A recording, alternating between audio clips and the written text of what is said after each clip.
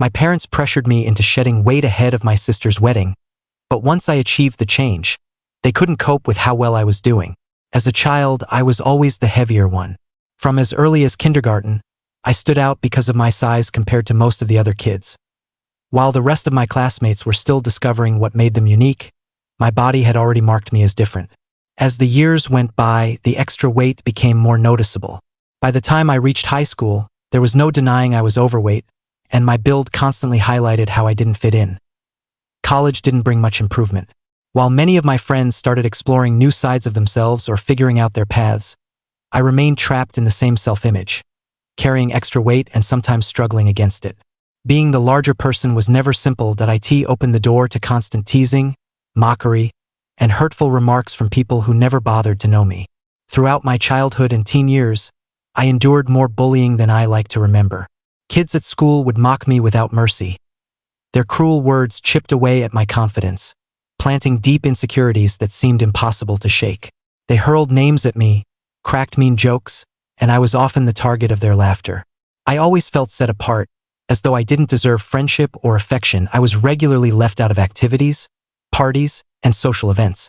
It was like I existed on the periphery, observing everyone else experience the normal joys and challenges of growing up from a distance I couldn't bridge. Those experiences shaped how I viewed myself and interacted with others. Feeling disconnected from people, I turned to books for comfort. I immersed myself in novels and tales that allowed me to escape my everyday struggles. Stories never judged me. They never ridiculed me. As a result, I earned the label of the bookworm, though I wasn't particularly fond of it. My younger sister, Bonnie, was a complete contrast to me. She was just 1 year behind me and had a natural charm that attracted everyone around her. Bonnie excelled in social settings, while I tended to be quiet and withdrawn. She possessed a captivating presence. She could enter any space and immediately have people smiling, laughing, and completely drawn to her. Bonnie didn't simply make friends. She had an innate talent for winning people over, like she was the center of everyone's orbit. Despite our contrasts, I loved her deeply and I took my role as the big sister seriously, always ready to protect her when she needed it. When she started attending the same high school, I was thrilled. At first, being Bonnie's older sister filled me with pride, like I held a special spot in her world. But as time passed, that dynamic shifted. As Bonnie established herself in high school and developed her own identity, I noticed her attitude toward me changing. She began recognizing our differences and how people treated us differently. While I was the reserved, studious type, she was outgoing and quickly became part of the popular crowd. I watched as she grew aware of my quirks and vulnerabilities, things that made me seem less cool. Gradually, Bonnie started pulling away from me as she built her new circle. She would deliberately avoid me or act like I didn't exist in school hallways. That stung deeply. It truly hurt that my own sister viewed me as someone to be embarrassed by. Still, I tried to respect her space and give her the distance she seemed to want, even though it pained me to feel like I was losing both a sister and a close companion. Over time, however, Bonnie moved beyond ignoring me and started hanging out with groups that made me feel even more excluded. She and her friends would seize every chance to mock me when we crossed paths in school or during lunch. That they'd make fun of me in front of others or, even worse, try to trip me while I carried my tray, just to get laughs from the crowd. It felt like I wasn't just losing her to new friends, but to the very same cruelty I'd faced for years. I stayed on high alert, trying to dodge not only classmates' jabs but also the embarrassment caused by my own sibling. The pain was especially sharp because it came from someone I had always idolized. When Bonnie brought friends home, they would team up against me there too. They'd barge into my room uninvited, then point and giggle at my appearance. They'd throw around insults like nerd and fatty as if they meant nothing. I felt like a spectacle, their personal entertainment. Invading my private space made me feel vulnerable and isolated, like a stranger in my own house. I complained to my parents multiple times, hoping they'd see how difficult Bonnie's behavior made things for me. But whenever I raised the issue, they brushed it aside. They'd smile and excuse her actions, saying it was just normal sibling rivalry, that she was only teasing. They claimed it was harmless fun and advised me to relax and not take the comments so personally. They reminded me I was the older one and should be more thick-skinned.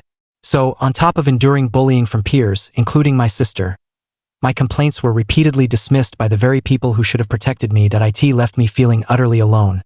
like nobody in my family truly grasped the depth of my hurt. The only area where I ever felt truly valued by my parents was academics. Schoolwork came naturally to me, and I grew used to earning top marks. In a way, it became the one thing where I shone brighter than others. It was also the primary way I could earn my parents' approval, the one aspect of me they seemed to genuinely appreciate. They loved boasting about my achievements to friends and family, presenting me as the family's star student, as if my success reflected their excellent parenting. But Bonnie resented the constant comparisons. She wasn't academically driven and didn't aspire to be, yet our parents frequently held my grades up as the standard she should meet. That I could sense her irritation and bitterness, which likely fueled some of her actions toward me. Occasionally, Bonnie would sabotage my efforts to even the score. She'd creep into my room at night and take my completed assignments. Often right before they were due, I'd wake up frantic, searching desperately through my belongings as panic rose. And there she'd stand in the doorway, grinning as she watched me unravel. To her, it was a small triumph, a way to knock me down and prove I wasn't untouchable. She knew how much my grades defined my self-worth, and she relished disrupting that. I only learned about her stealing my work years later, during a night when she confessed while tipsy. My bond with Bonnie has improved somewhat over the years, but we're still not truly close. We've both grown up a bit, and much of the old hostility has faded. However, the deep sisterly connection many siblings share never fully developed between us. After finishing school, I relocated to a different city, building a fulfilling career and new opportunities, which meant less frequent family contact. Our interactions dwindled to sporadic calls or messages. So, when I planned a summer trip home last year, I was genuinely looking forward to reuniting with everyone. It had been ages since we'd all been together, and I was eager to reconnect. Unfortunately, things didn't go as hoped. The family meal started pleasantly enough. Everyone seemed happy to see me, and for a brief moment, it felt warm and familiar. That shifted quickly when Bonnie suddenly announced her engagement. We were all caught off guard and initially thought she was kidding, but it soon became clear she was serious. She extended her hand to show off a stunning ring, and I sincerely told her how gorgeous it was. I was truly thrilled for her, excited that she'd found a loving partner. Soon as the well wishes died down, Bonnie turned the conversation to me, asking what I'd been up to lately. I began sharing about my job, my life, and how satisfying everything felt. She interrupted me abruptly. I have to say this. She began with a smirk. But why are you still overweight? LOL, if your life is so great, shouldn't you have lost the weight by now? Her words landed like a punch, stirring up old wounds I believed I'd healed. The table went quiet, and I sensed all eyes on me. Awaiting my reaction, I just shrugged and forced an awkward chuckle. But then my parents piled on, criticizing my size and single status, expressing worry that I'd never marry or have kids. I felt deeply embarrassed as they discussed me so openly. My professional successes, the life I'd built independently, the pride I took in my independence. None of it seemed to register. They focused solely on my appearance and lack of a family. As my parents and sister kept dissecting me, their words cut deeper than expected. I'd spent years building confidence and independence, but in that instant, I reverted to feeling like the insecure teen desperate for approval. My parents then praised Bonnie for getting engaged first and voiced how proud they were of her. To them, I remained the lesser daughter. Accomplished, yet somehow falling short. What should have been a joyful gathering turned into a painful echo of past hurts. Bonnie pressed further with invasive questions. So, when are you planning to get married? Do you even have a boyfriend right now? She was clearly ridiculing me in front of the family by probing my love life. My parents quickly chimed in, agreeing it was high time I settled down before it was too late. They noted how Bonnie, the younger one, was building her life while I, the elder, was wasting mine on career. I tried explaining that I was happy as is, that my job and autonomy brought me joy. My income was solid, my work meaningful. Why did I need a partner or children to feel complete? I'm fulfilled exactly like this, I told them. But they didn't seem to hear me. My mother especially looked dismissive. She shot me a disapproving glance and remarked, "What's the use of all that money if there's no one waiting at home for you?" It was as if she couldn't fathom fulfillment outside traditional milestones. There I sat, feeling utterly misunderstood. My choices invalidated. These were the people who knew me best, yet they clung to a narrow view of happiness. I'd returned hoping for affection and support, but received only criticism and mockery. Bonnie smirked again and said, "I at least expect you to bring a date to my wedding." She laughed and added, I don't want guests thinking my sister is some lonely spinster while I'm tying the knot. The remark burned. I shook my head and promised I'd try. Then my parents weighed in calmly. Bonnie's wedding is nearly a year away. Even if you don't find someone, you could at least slim down to look nicer for her day. They suggested losing weight would make dating easier too. Bonnie eagerly nodded. Yeah, drop some pounds at minimum, she said casually. Like she was helping me out. I sat there, shocked and hurt, feeling pain I hadn't experienced in ages.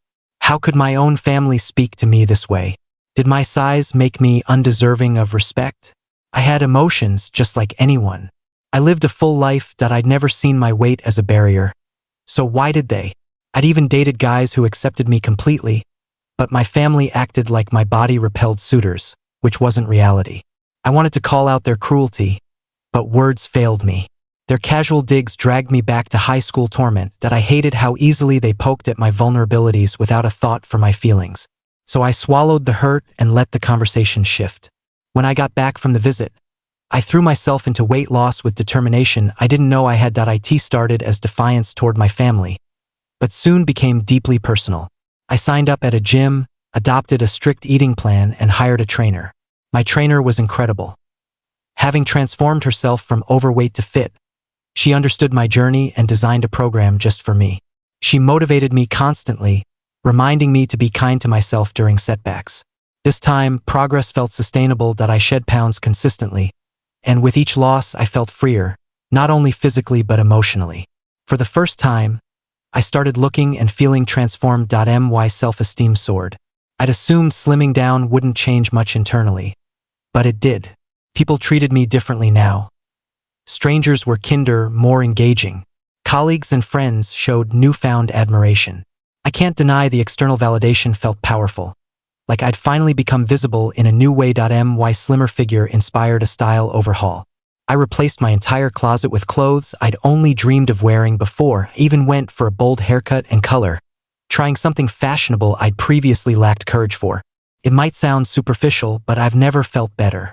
Staring in the mirror now, I barely recognize the confident woman looking back. It's like discovering a hidden version of myself. I'm proud of my progress, not solely for the weight loss, but for the self-worth I've built. With Bonnie's wedding approaching in 2 weeks, my family asked me to come down next week for a planning lunch. But I'm reluctant to return. I don't want to risk more mockery or feeling diminished, especially now that I'm finally comfortable in my own skin. I no longer want to attend Bonnie's wedding given their past treatment, but skipping it would enrage them. They'd lecture me endlessly about family obligations and how I must show up for her big day, no matter my pain as OITA if I skip my sister's wedding. Update 1. Wow. The responses have been overwhelming. Some suggestions are hilariously petty. I never imagined people urging me to show up transformed and steal the spotlight now that I've lost so much weight. Being the overweight kid wrecked my confidence for years, leaving me plagued by doubts about my worth. But reading everyone's comments has shifted my perspective dramatically. I'm starting to feel genuinely empowered. I'm now tempted to attend the family lunch and surprise them. They haven't seen me recently, and since I avoid social media, they have zero clue about my transformation. Their faces should be priceless. Update 2. Alright, get ready. This update is wild. I chose to fly down for the family lunch. As I mentioned, I figured they'd be thrilled seeing the changes they'd essentially demanded. After all, they started this. Surely they'd celebrate my hard work and achievement. When I arrived at my parents' home, their mouths literally fell open. They stared in disbelief. After a moment, they stuttered, asking if it was really me. I hugged them warmly, loving their shocked delight. They showered me with compliments, saying how stunning I looked and how unrecognizable I was. But when Bonnie arrived, the mood shifted. She initially overlooked me, treating me like I wasn't there, as she'd done countless times. But when I stood to hug her, she did a double take, eyes bulging. She let out a strange, strained laugh, then reached over and poked my midsection, as if needing confirmation the weight was truly gone. My parents chuckled at her reaction, noting they'd felt the same initially. As we sat for the meal, talk centered on my transformation. Bonnie and my parents fired questions about my methods, expressing awe at my new look. Their tone carried genuine astonishment, like they'd never pictured me any other way. Bonnie especially repeated that she hadn't expected such a drastic change from weight loss alone. Then she said this: "When I told you to lose weight, I never thought you'd end up this attractive. I didn't realize you had such a defined jawline hidden, or those slim ankles under everything." I paused, staying composed, and replied with a smile, reminding her, "Bonnie, I've always been attractive. The weight loss just highlighted what was already there." But Bonnie insisted something fundamental had changed. She even boldly asked if I'd had cosmetic procedures, because no way could I achieve this naturally. Anger bubbled up. The audacity to assume I needed surgery when I'd poured immense effort into this. I met her gaze and said, "Wow, Bonnie, it's telling that you think so lowly of me. No procedures, just dedication and self-care. Maybe you should try it." Her face soured from shock to irritation, but I didn't mind. It felt liberating to finally push back. Before she could respond, my parents intervened in their usual way. My mom said, "Don't take offense. We've just never seen you like this. Truthfully, you look even prettier than Bonnie right now, and she's the bride." Bonnie visibly fumed after that comment. I ignored her glare and focused on eating, letting her stew.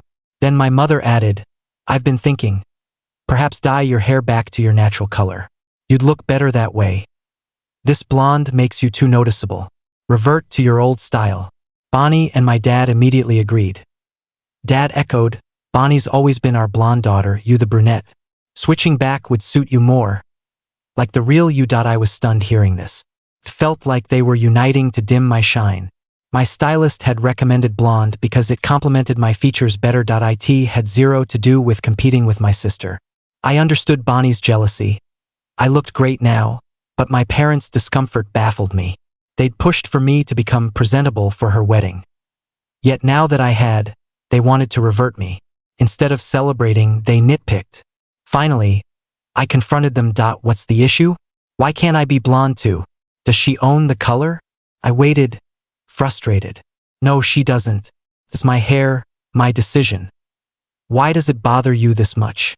My mother scoffed, accusing me of deliberately trying to upstage Bonnie's wedding by drawing attention. Bonnie added, "With the weight loss alone, you'll already stand out. Do you need my hair color on top of that?" My father sided with them, calling me unreasonable and saying I should be more accommodating as her sister. I was floored. This wasn't about stealing, it was about choices that made me happy. But they prioritized Bonnie's comfort over my joy. "You know what? I'm over this," I said, the words spilling out fiercely.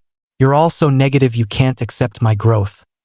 Truth is, I've always been wonderful as I was, but you never saw it. Even after losing weight, it's still not enough. Nothing ever is." I let that sink in. They stared silently, but it didn't matter. I was done suppressing. "Since you love dishing unsolicited opinions, let me return the favor." I faced my mother first. "Mom, I really dislike how saggy the skin around your eyes and mouth is. It droops unevenly when you smile. And those misaligned teeth, frankly, it's off-putting." I gave her a moment before turning to my father. "Dad, you're completely bald. You have no business commenting on anyone's hair choices when you can't grow your own. How dare you critique appearances?" His expression hardened, but I continued. Finally, to Bonnie, "Never belittle me again.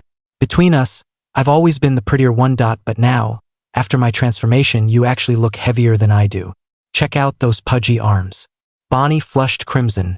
Looking on the verge of tears, I raised my glass, finished my drink in one gulp, and exited with a satisfied grin, leaving them speechless. Everything I said felt cathartic. I had no regrets. They'd earned the humiliation after years of tearing me down. After the meal, I flew straight home. I refused to stay for the wedding. Since then, my phone has blown up with angry messages and calls from my parents and Bonnie. They label me rude and vicious for my words and for leaving. Mom demands I return for the wedding, saying my absence would embarrass them in front of her in-laws. // Ultimately, I skipped Bonnie's wedding entirely. Following many of your ideas, I opted for a luxurious solo staycation at a high-end resort instead. It was one of the smartest decisions I've made. I spent the weekend indulging in pure bliss. No tension, no expectations, just relaxation. Spa treatments, marathon viewing sessions, and exploring local spots I'd wanted to visit. I've also blocked all family contacts to escape further toxicity that I'm done enduring their bullying and ready to prioritize my well-being. Thank you for listening. If you enjoyed this real-life drama, please subscribe and turn on notifications for more unbelievable stories from everyday lives.